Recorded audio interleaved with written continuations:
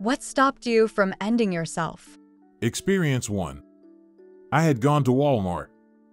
I was thinking of self-deletion because of pain from cauda equina surgery. I was looking at kitchen things and there was a lady in the aisle. She looked like she'd been crying, and I asked her if she was okay. She told me her daughter had ended herself a few weeks prior and she was just so sad. Turns out her daughter had injured her back, had surgery, and just couldn't take the pain anymore. What are the chances? It still amazes me. No longer have feelings of self-deletion. It lasted about a year. Recovery was no joke. 8 broken vertebrae and loads of hardware. Experience 2. Usually, it is because I know my mom couldn't survive it and I don't want to put my family through something like that twice. Once though, that wasn't enough. My sister-in-law sent me a funny picture of their kid. That's when I realized they would have to explain to a 7-year-old what happened. To this day, 5 years later, she has no idea she saved my life. Experience 3.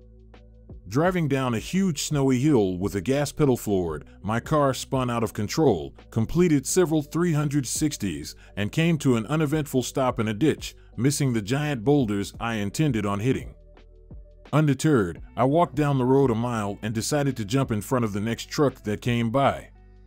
A rather large delivery truck approached, and as I prepared to leap in front of him close enough that he couldn't swerve to miss me, the driver gave the biggest, friendliest, most genuine smile and wave I had ever seen.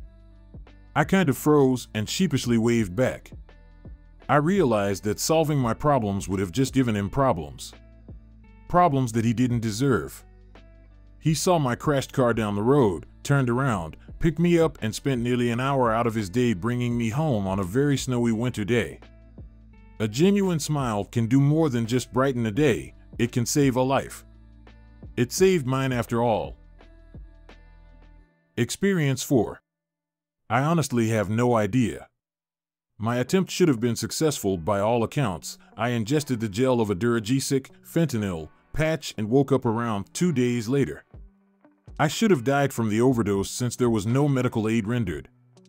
I was 16 at the time and had no experience with substances of any kind. I'm 37 now and happily married. I'm glad I'm still here. Experience 5. 4 years ago, I walked out of my house to jump off a bridge. I was over the railing and was about to jump, but a woman was walking her dog and saw me. And I thought I don't want her to see this, so I went over to her and we talked. She was lovely. She let me pet her dog. I walked home feeling a little better after that. Experience 6. The grip safety on a Kimber 1911 pistol. If you don't push the back of the grip down, it will not fire. I either got lucky or subconsciously stopped myself. I'll never forget that squeeze and nothing. I think I woke up for the first time in my life after that. Things still ain't roses, but I would have missed out on a lot had someone not designed a safety feature a long time ago. Experience 7. I asked myself, what if I miss something cool tomorrow? I don't see many cool things, but I have since then. Or weird things. The wind blew a huge umbrella into the road yesterday. Something about it was cartoonishly comical and I loved it. Experience 8. To be honest, the only thing that stopped me because I was afraid that if my attempt failed everyone would know about it. It's kind of embarrassing for me. Because I'm still in school, so yeah. Or maybe I'll get injured and can't walk or something. I've had enough problems. Experience 9. My very close friend had a very close friend of his commit self-deletion. I saw the impact it had on my friend. I was there for him that week. We met up and he talked about his friend who had passed. I promised myself at that moment that I would never, ever attempt anything like that again. I couldn't do that to my friend and put him through everything again. Over a decade later, I'm sitting in bed typing this, and my friend is now my husband, snoring next to me. I kept my promise, and I am happier than I've ever been in my entire life. Experience 10. November 2022, a bad breakup. My best friend passed away, got laid off, moved to a new city, and my first bout of depression. I remember I had a bottle of Benadryl, researched 4-time lethality limit, and made sure I had enough. I wrote a letter, which I still have to this day. And I was on the couch and started crying. Everything hurt. My brain, my feelings, my body, my soul, all of it. I started with a handful of pills and a bottle of water. I remember my inner thoughts saying, just do it. No more hurt. No more burden. You won't be lonely in hell or heaven. I stared at them in my hand. Sure as crap, my phone rang and it was my mom. I stared at the phone and then started crying harder, and I answered, and I remember telling her to save me. Please save me. Her voice was so calm but firm. I am crying right now, to be honest, thinking of it. She started praying and then started having me repeat that I am loved and important and that I am necessary, and many other positive things. Experience 11. For a while, it was that I didn't know what would happen to my cats. They are like my babies, and I didn't know of anyone who could love and care for them better than me. Then it was for my nephew and niece. They're very young and kind of obsessed with me. I didn't want to be the reason for any trauma it could cause them. But by the time I was ready, I had just finished my note when my phone went off and my best friend told me to unlock my door because she was a minute away to bring me food unexpectedly. If she hadn't called at that exact time, I wouldn't be here. She's been through so much, so I wasn't going to let her be the one to find me. Experience 12. My little brother. He was 5 at the time. I was getting ready to peace out, then just randomly thought about who would find me the next morning, which would have been my little brother. He never let me set alarms for work because his favorite thing to do when I lived with him was to wake me up in the morning. The thought of him trying to wake me up and just don't haunt me. I can't believe I was so selfish that I was seconds away from ruining his life. He saved my life, and he had no idea. Experience 13. My daughter. I was a single mom living with my own mom, and she ended herself on my daughter's first birthday.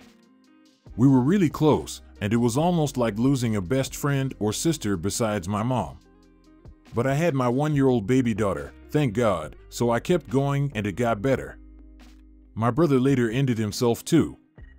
At this point, I am so excited and grateful to be alive and a sort of slice of human civilization.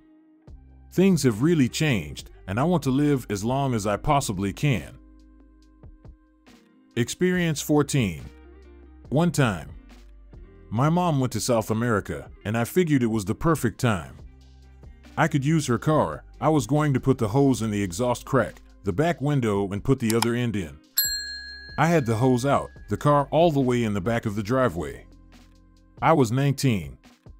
I set the hose down and pulled up a chair. I lit a marijuana cigar I rolled, and I figured it would be my last one. So, I'm sitting in the chair getting high as hell, and I imagined my mom getting the call in South America and having to come home because of me. My 2 little sisters were with her, and I imagined it all. I put the hose away. Went inside. That was 28 years ago. I think about it all the time. So, I guess weed. I don't smoke anymore, but I'm glad I'm here. Weed saves lives. Experience 15. I told someone. Depression distorts your thinking so completely that it's hard for a person who has never experienced it to understand. When I was deep in depression, ending myself made perfect sense. It wasn't dramatic, desperate, or sad, it was the logical solution to my despair. But I was worried about the negative impact on people in my life. I worked out a method that wouldn't leave a mess and a plan where the most likely to find me would be a trained first responder. Still sucks for them, I know. The only other problem was how to avoid the shock for my friends and family. So, I thought, I'll just tell them.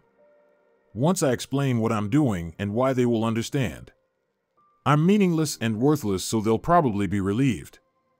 This all made 110% sense to me. So, I took my best friend to lunch and told her calmly that I was planning to end myself. I did not get very far into my carefully prepared and totally logical, to me, speech before she began sobbing and begging me not to do it and asking what she could do to help. I was shocked by her reaction. My distorted thinking had me convinced she'd see the logic, thank me for letting her know, and we'd be on our way. I was wrong. So, this snapped me out of that particular delusion and led me to tell my dad I needed his help and support. Telling people and seeing how much they loved me, and deepening my connection with the people who loved me instead of pulling further away, was a first step in climbing out of that hole. Therapy, medication, exercise, and a change in diet rounded out the treatment plan. Edit, theological to the logical. We hope you enjoyed listening to today's stories. If you want to see more stories, check out these videos or check the links in the description for more videos. And don't forget to like the video and subscribe to the channel. And ring that notification bell.